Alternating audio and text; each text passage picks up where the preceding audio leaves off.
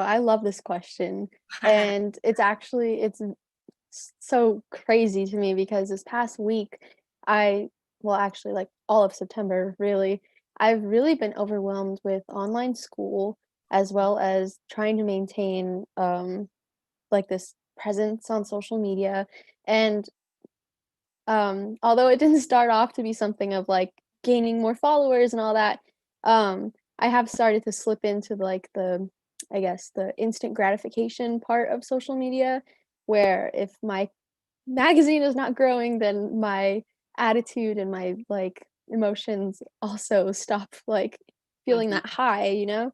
So, this question actually I've been asking myself for all of September, and I've come to the conclusion that, like, well, before I say the conclusion, I read an article on, I believe it was the New Yorker, about asking the question of what do you want to be when you grow up to children and how it's actually a toxic thing and doesn't it like stunts growth. And that to me was crazy Mm. because all I ever think about is, oh, when I grow up, I want to do this. But now in our generation, it's really changed to like you can do that right now. You don't have to wait till you grow up. And we're seeing all these people rise up in the midst of a pandemic, leading our own generation and leading all the other people, population of Mhm. America into whether it's voting or activism or any of those things. But I had to ask myself the question of who am I and like what does Gen Z,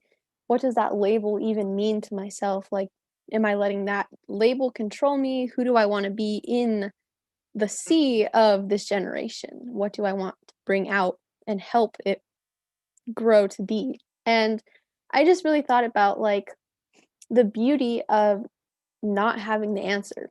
And I think that's really what our generation is that we don't have the answer because for the first time, I think out of every generation, we're able to see the mistakes or the trailblazing that has ended up making terrible forest fires or all that um, basically past mistakes and traumas and everything that have really taken root into our country. And I think that's basically what Gen Z is that we are here to pull out all those roots. And no matter how it happens and everything, we're not, I guess, labeled as anything. We don't know what we want to grow up to be because we are that already. We are the change and we are like Teen Revolution Network. We are the revolution and like we're literally Z, the very end of the alphabet. So like we need to take that to heart I think a little bit more um in knowing our role in just what exactly we I guess represent for our own children, what world we want to leave to them. And gosh, it's been such a roller coaster of, like, existential crises for myself, all through quarantine, but, yeah, so that's what makes me proud to be part of Gen Z is that we don't have the answers, but it's okay because we are the answer in a sort of way. I don't know if that made any sense, but that's what I've come to the conclusion of, and I'm very proud to be a part of this generation. Awesome. Yeah. I love everything that you said. It totally makes sense. I want to open the floor up to, I don't want to be talking about it. I want you guys to be talking about, it, even though I have comments in my head. But anybody have anything you wanted to add? Yeah. Oh, Trisha, do you want to go? No, go ahead. Okay, thanks. Yeah, I kind of agree more with what Maria said. I think Gen Z, in terms of other generations, were more equipped with the tools to succeed. I think that number one tool has to be technology. Technology makes us heard in every single aspect and facet. It's remarkable even to be on a call like this with people part of the West Coast, the East Coast. If we compare this back to the 60s, the 70s, this wouldn't have been able to be a reality. And just having just such simple tools such as Wi-Fi, and as you brought up the statistic before, 95% of Gen Z have smartphones. Just having a smartphone is really all you need to get started. You don't need to have a massive media team or anything like that. You just need to post things that are educated, informed, and they're able to spread the knowledge that way to so many other people. And that's probably the most beautiful thing about Gen Z is to do anything that you truly want to do it can start off very simple, and it starts off with tools you already have.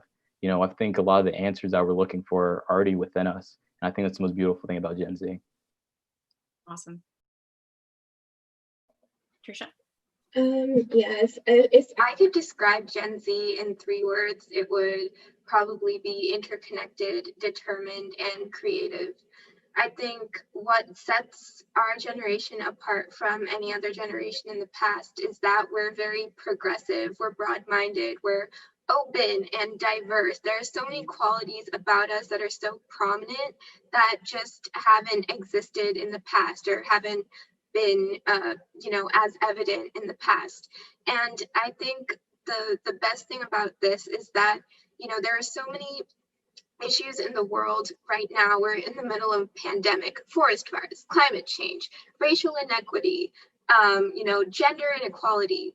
But I think instead of being scared of these challenges, where all of us together collectively want to change these aspects of our society today to improve people's lives, not only our lives, but the lives of generations to come. And I think that's really amazing. And then touching on the technology aspect of it, I know you were mentioning stuff about how, adults, when they see us with smartphones, they think it's for entertainment, for games, whatnot. And I think that that's a misconception that shouldn't exist, because right now technology is such a change maker in our lives, and it's so important to use it to our advantage. A quick personal example is ASF. I built a team of people from 8 countries, basically entirely off of Instagram. If I didn't have that tool, if I didn't have technology, I wouldn't even know these people existed. And we wouldn't be able to make the change that we're making today across several states and several countries. And I think that utilizing that tool is something that we're all learning, and we're using it to our advantage to make change and use our creativity to mitigate some of the pressing social issues that are kind of plaguing our lives right now. If Yes, really absolutely. quick, I would love to bring it back to what Mariah said. I think that's how you say your name. But I've always heard the question, what do you want to be when you grow up? And I've heard this new question is, what change do you want to make? Which I think just resonates so strongly with all of Gen Z, because we are change makers and we are making change, and we all just we're moving the same direction, but all just very different ways. And I think that's a really beautiful thing, is that we're all growing towards a direction, and how we do it is so different. Like, I looking at all these people here, we all have different stories and such different back. We're all fighting for one thing, and that's our lives and our future generation lives and the lives of everyone right now. And I think I'm very proud to be a part of Gen Z. As you should be. I want to be a part of Gen Z. Kat, did you want to add anything? Sure. I'll second everything that everyone else has said. It's all been very profound. I find that our generation seems to be very aware in terms of connections and networking, and how creating change isn't necessarily doing something immediate where you'll see, results the next day. It's often, well, maybe not often, but a lot of the times it is just creating like the foundation for something and for someone to kind of pick it up after you. I looked it up. It looks like the next generation after us is called Generation Alpha, which crazy Okay. name, kind of vibing with it, a bit jealous, not gonna lie. But it's like, I have the Colorization Collective, but Anya and I are already thinking about our line of succession and how we're going to kind of an adult board form that and be a part of that, but still not be actually running it once we're not teenagers anymore, which is kind of a scary thing to think about. And also how I think our generation's activism isn't necessarily performative. I'm not doing this for clout or for my college apps or for like someone else's view of me or for someone else's approval. Like, I do this because it's something that I really care about, and it's something that I've been personally impacted with, and I hope that people after me won't have to face the same, barriers that I've had in the performing arts world. Nice. Thank you, everyone. I agree with everything that you've said. It's really exciting to hear all of you talk about all of this. So the last part of our discussion is I wanted to talk about the youth vote. There's an election coming up. I don't know if you are aware. So I have some more information from the Pew Research Center. Has a lot of Gen Z information. And they found that 1 in 10 eligible voters in the 2020 electorate are from Gen Z. More than 23 million eligible Gen Z voters this year, which is about 16 million more than in the 2016 election. I also heard that 6% of teens were taught how to register to vote in school. And the impact of Gen Zers have on the election will depend a large part on voter turnout. So why is it so important to mobilize youth to vote? What is at stake for Gen Z?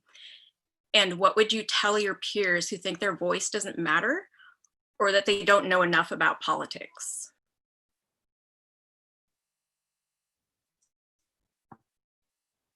We can take a minute those are big questions. So let it percolate. But if anyone wants to start, just dive right in. Well, I would say that you don't really need to know a lot about politics. Currently, I'm working on a politician's campaign at my local level, and I did not know anything about politics. And yet I joined, I learned a lot, and I've gotten a lot of good ideas on the table, and they've all been accepted. So it's just, you have to take that step, and this step is in the right direction.